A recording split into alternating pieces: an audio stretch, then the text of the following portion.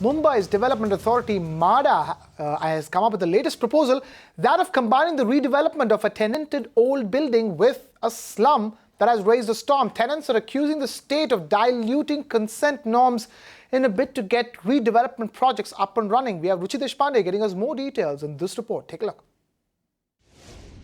Maharashtra's housing authority body Mhada has passed a proposal last month that outlines certain changes in the redevelopment of firstly the old cessed buildings in Mumbai as well as the slum redevelopment in Mumbai.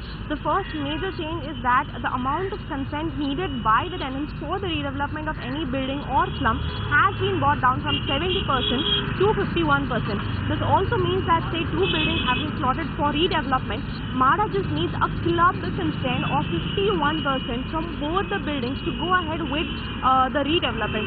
This also means that say the larger building has a greater amount of tenants that do not consent to this, they will still have to fall in line with the redevelopment since the requirement for 51% is already there.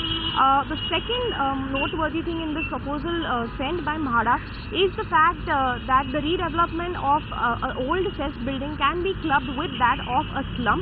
Again, the rule of 51% consent of both the buildings together applies here, which again means that either of the party loses out is basically the one that does not consent to this but already meets the requirement of 51%, which means that if the larger building has tenants that do not consent to this but they meet that requirement of 51%, they will still have to fall in line and go ahead with the redevelopment.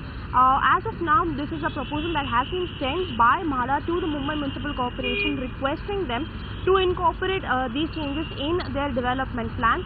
The rationale behind this by Mhada is that they want to fast-track the redevelopment of nearly 14,000 buildings that are old or cessed in the city of Mumbai. Now, we also caught up with Arvind Sawant, MP Lok Sabha and spokesperson of the Shiv Sena, and Viren Shah, president of the Retail Traders Welfare Association. Listen to what they had to say.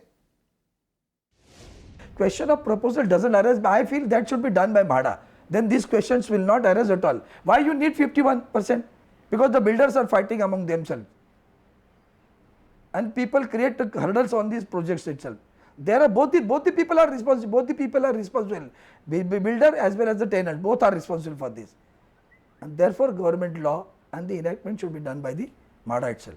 See, the issue is right now the Mhada has come out with the proposal in which they have diluted the consent of the tenants, which was earlier 70%. It has come down to 51%. This is the proposal which has they have moved to the BMC.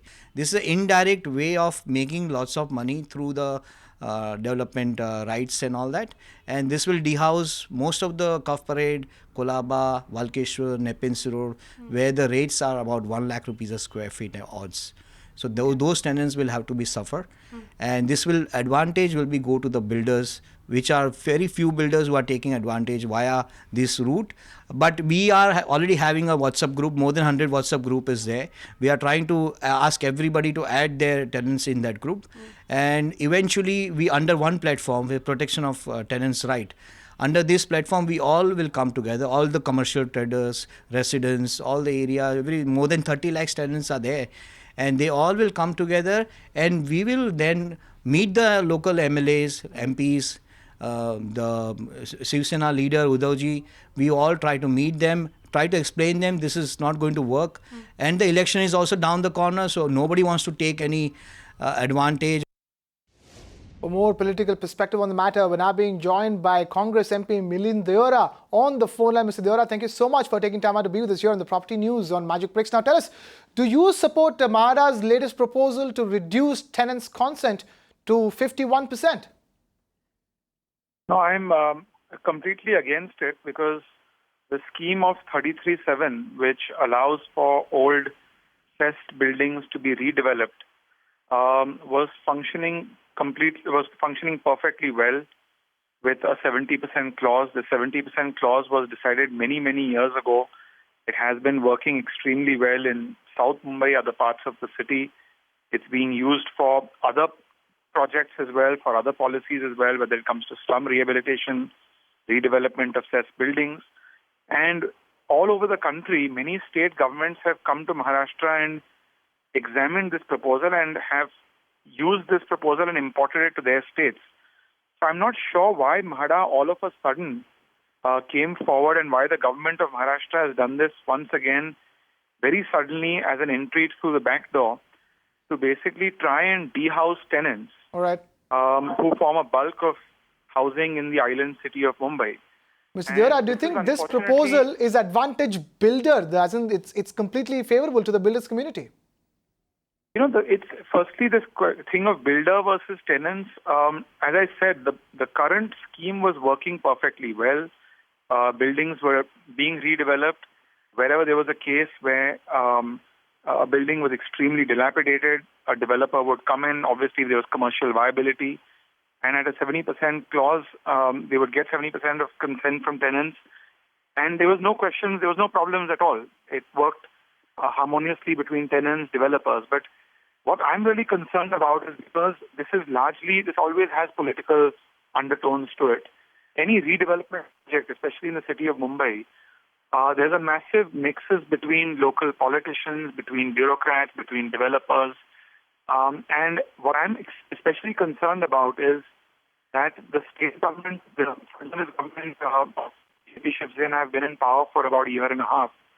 And in a year and a half, this is their third such attempt to weaken the tenants' rights movement and All right. put power in the hands of developers. This is, in fact, their most cunning way of doing it, in fact, compared to the other two schemes that they announced and then had to retract on because there was a lot of political pressure. So I think whenever there's a scheme and the government is undertaking a scheme, whether it's a housing scheme or something else, which requires the consent of the public, like, for instance, land acquisition. You must have seen how that was discussed and debated by the parliament until 2013 for so many decades, and then finally it was legislated.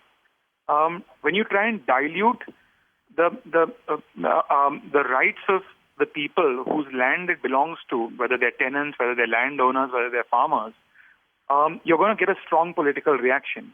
All right. And as I said, this is unfortunately a backdoor entry of the government to come in and usurp on tenants' rights and give power to developers. Essentially, it's like a carte blanche power, like you can go and do exactly what you want. All right, so this is giving power to the builders and backdoor entry to usurp on tenants' rights is the word coming in from Milind Deora. Thank you so much, sir, for taking time out to be with us here on the Property News on Magic Bricks Now. You can watch live TV on our website mpnow.in. Find us on Facebook at facebook.com/Magic Bricks Now. And don't forget to click the like button. You can also follow us on Twitter at Magic Bricks Now. To stay updated with all our programming, hit the subscribe button on our YouTube channel by logging on to youtube.com/Magic Bricks Now.